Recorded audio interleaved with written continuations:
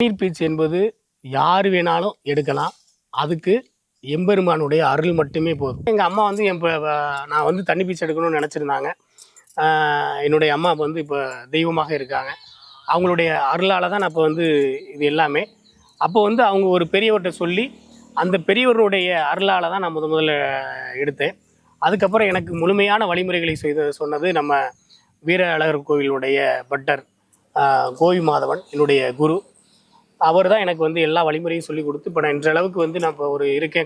கல்லூரியில் ஒரு பேராசிரியராக இருக்கேன் அப்படின்னா அதுக்கு வந்து என்னுடைய இறைவனுடைய அருளும் என்னுடைய குருவினுடைய கோபிபாதவனுடைய அருளும் தான் நான் வந்து இப்படி இருப்பதற்கான காரணம்.